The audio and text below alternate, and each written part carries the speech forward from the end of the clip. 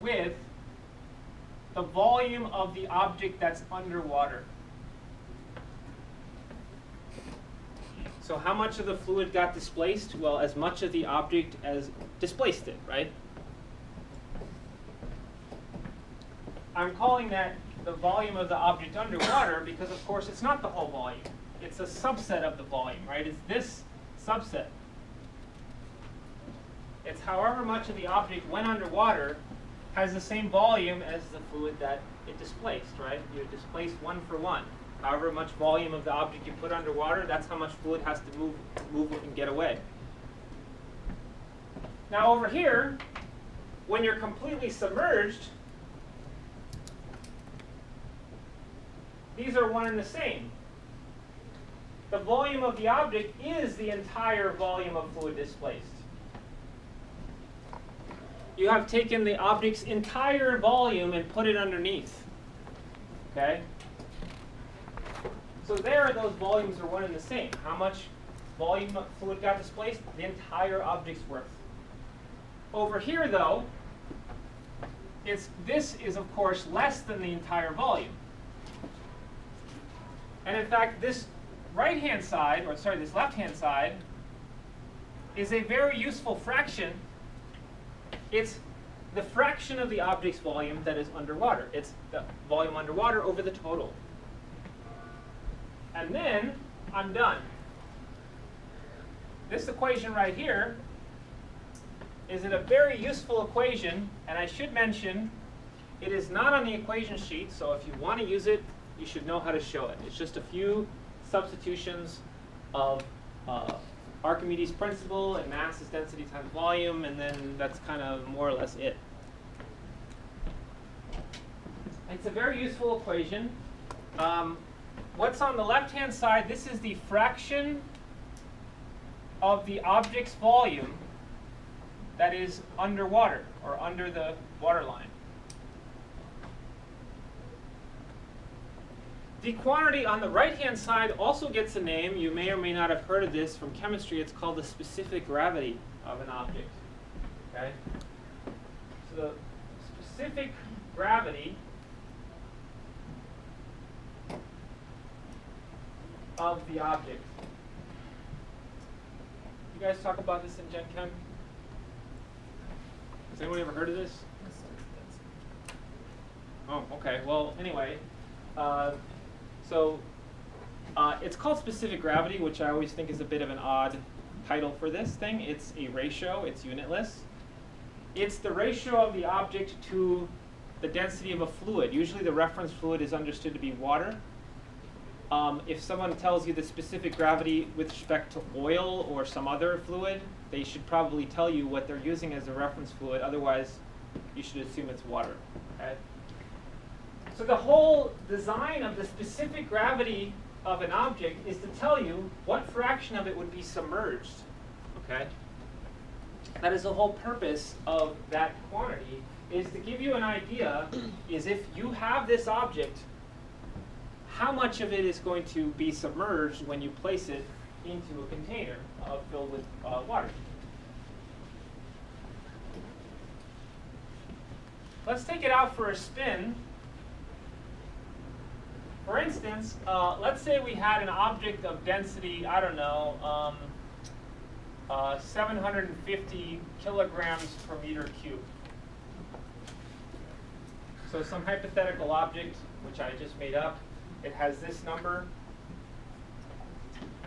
And relative to water, which has a density of 1,000 in the SI units, so that ratio is going to be what?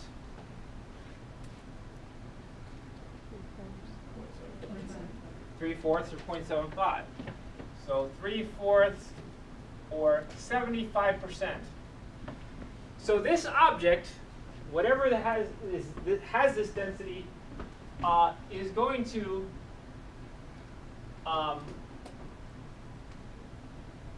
be about 75% submerged. The only thing that matters is density. Okay? This thing could be any mass. it's the density that matters. This could be a 300 million ton block of something. It's not the mass that determines whether it sinks. It's the density. Because the density helps you figure out how is it able to displace fluid, right, which is what gets you your upward force, comparatively to how big it is.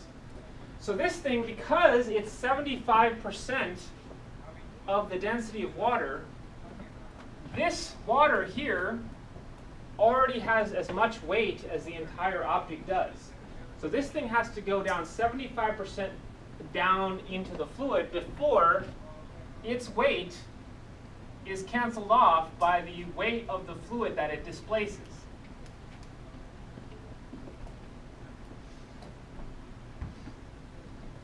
You could pull the same trick with a 3 million ton block of styrofoam. A 3 million ton block of styrofoam floats just as easily as any block of styrofoam. Okay? And the reason why is that a very small fraction of its entire volume will need to go into the fluid, into the water, before that water weighs as much as the whole block. Okay? So let me do it for a real object, ice. So this is not going to be a nice even fraction. Ice has a very high density. It's just a little shy of the density of water.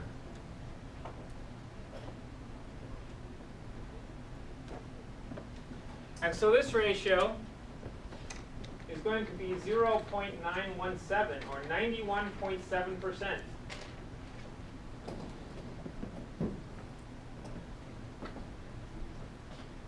Okay.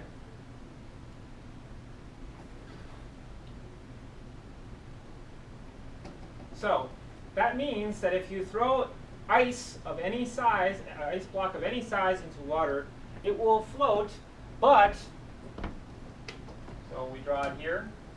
Here's the top of the chunk of ice. But it has to go 91.7% of the way down into it before the water that it displaces weighs as much as it does. Okay? So here's where the expression comes from, right? The tip of the iceberg. Okay? It means you barely see just a little tiny bit of something. So if you are sailing around, okay, this is especially back in the days before they had sonar, okay, you really want to go give a wide berth to icebergs. That's not because you can't see the top of the iceberg unless you're at night. Most of the time when you're sailing around during the day, you can tell there's a big thing of ice there in the water. What you're worried about is running aground on all of this stuff, okay? So then you have a Titanic type situation, right?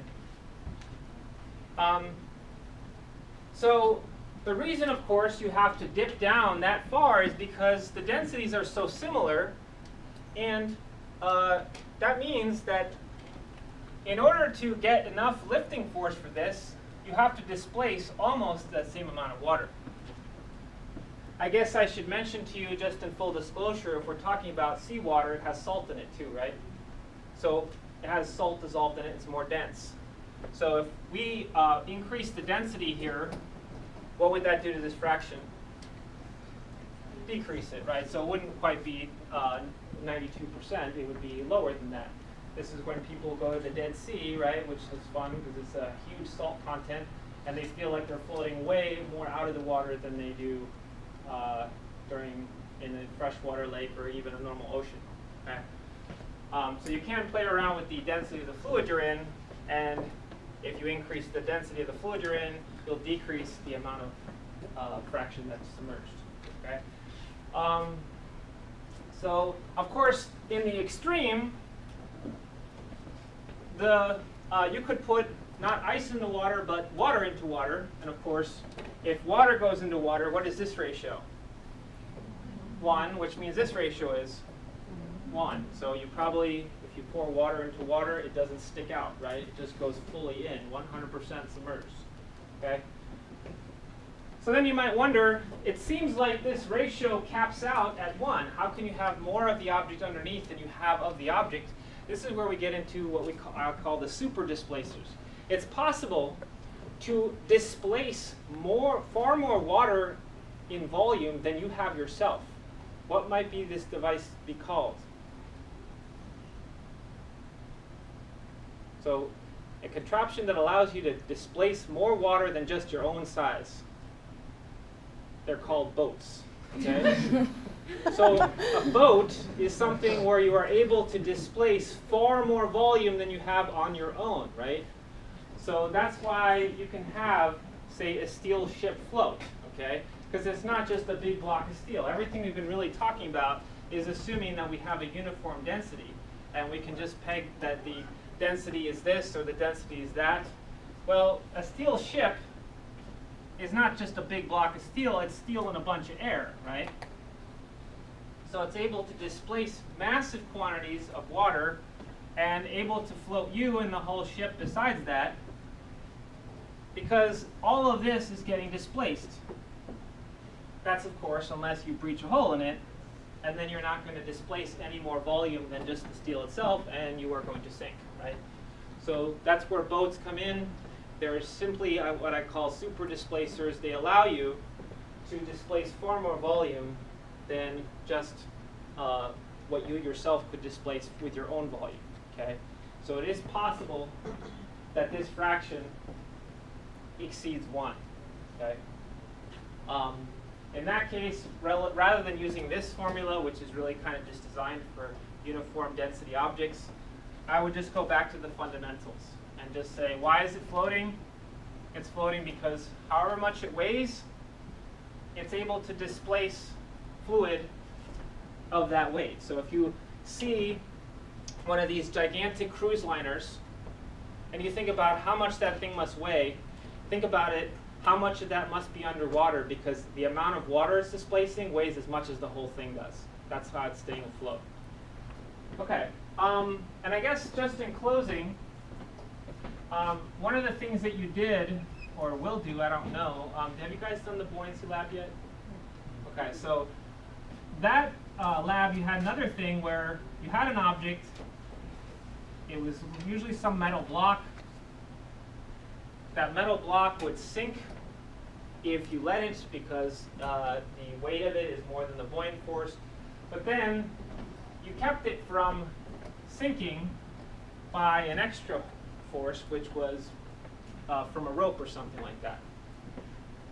So basically, if this thing weighed 10 newtons and the buoyant force was 2 newtons, then the tension come in and help would be 8 newtons, and then you can hold it up, right?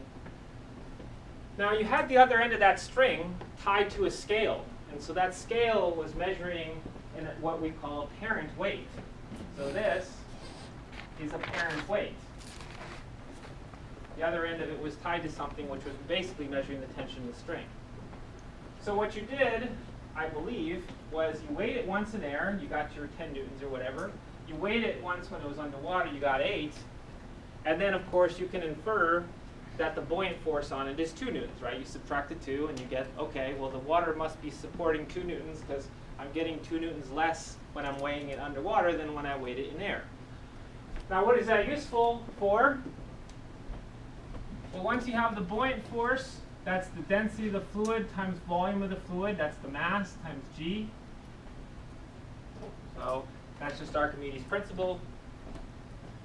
If you have a known g value, and presumably you're working with water, so you know its density, you can get the volume of fluid displaced. Why is that such a big deal? Well, if this object is completely submerged, that also happens to be the volume of the object. So it's a really strange way of getting the volume of an object, to which you might say it's a block. Why can't I just measure length times width times height? Well, you can, unless it's all weird shaped, and then you can't. So it's just a weird way of getting the volume of an object. Why would you want the volume of an object? Well, if you have its mass, and the volume is what's stopping you from getting its density, because the volume is irregular, now you've got the volume. Mass over volume is density. Why would you want the density? You want to figure out what it's made out of, right? So I think the lab, the gist of it was you did a composition ID, right? You try to say it's made out of this because it has this density, right? Okay, so that's the deal with that. Okay, so that's Archimedes' principle. And then I think we're ready to move on. We're going to do 2 topics in moving fluids, and that'll close it out. So let me see how far I can get in the next 5 minutes with the first of the 2 topics, and then we'll finish the rest on Thursday. So moving fluids. Finally, we will let our fluids have some motion. All we've done so far is allow the pressure to support the weight of something, but we haven't actually let the fluid itself do any motion. So the first topic is called volume flow rate. I put the volume in parentheses because I am not going to do anything with any other kinds of flow rates. I might mention them just in passing for your own personal knowledge, but there's no homework or exam questions on them. So this topic I want to especially give you a few asides because as far as topics in physics that you really should know, this is one of them. As the lingo goes, this is a high yield topic, okay? So what I mean by that is that after I have a cohort go through my class for a year, many of them obviously take the MCAT. I write them letters of recommendation, and after I complete that, I say, hey, can you tell me about what was on the MCAT so I can pass it on to future cohorts? Obviously, many of you know that the new MCAT was just phased in. There's been maybe 2, 3, 4 tops administrations of it. The message that I have gotten, every single person that I talked to said this topic was on their MCAT, okay? That's like 9 or 10 people that tell me, every single one of them, maybe 1 or 2, but I think everybody said this was on there, okay? Which reminds me, for those of you, I know not all of you are, pre-med, but many of you are. While I'm thinking of it, I'm going to post for you some MCAT study materials shortly, definitely by the end of the semester. It's going to have all the old stuff for the old MCAT for whatever it's worth.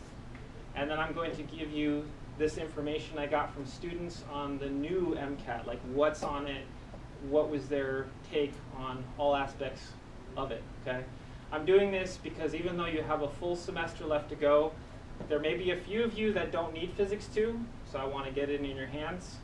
I know some of you may have had a previous pass through Physics before, and you just need to fill in a better Physics 1 grade. You don't need Physics 2, in which case you're not going to be here next semester. And if whatever goes wrong, there's a chance that I won't be here next semester, so I want to make sure to get that information to you, okay? So look out for that. And definitely, when you see it, download it locally, even if you aren't going to use it right away, or even for 6 months or a year, just so you have it, okay? And this made me think of it because this is, by all accounts, a topic that you really, really need to dial in on. There will be certain things that I've talked about that aren't really appearing very much from what I can tell. They're connective tissue, obviously, that needs to be explained to understand other things. But this is an important one. Okay, so flow rate. I'm going to use the variable Q for it, just because why not? That's often what's used. It's the volume that flows per time. Our units are going to be meters cubed per second. It's literally how much volume flows per time. You can see why this might be a topic that they would ask about. For blood flow, it's very important to be able to understand how much volume gets to one place per time. Okay? Something, again, that I will not mention or do much with, but you can also define mass flow rate. And I guess I'll use QM for that. that's instead a way of quantifying how much mass flows per time. And if you ever need it, how many kilograms flow per second, it is incredibly easy to get. All you have to do is take the volume flow rate and multiply it by the density. That's all you have to do. So basically all you're doing is saying how many meters cubed of volume is flowing per time, and then multiplying it by how many kilograms are in each of those meters cubed, and you're done. Okay? So it's just a way to flip from talking about volume per time to mass per time. Okay? That's all I'm going to say about mass flow rate, but I would feel remiss if I did not mention this to you. We'll do more on volume flow rate, whereas I'll just start calling it flow rate on Thursday.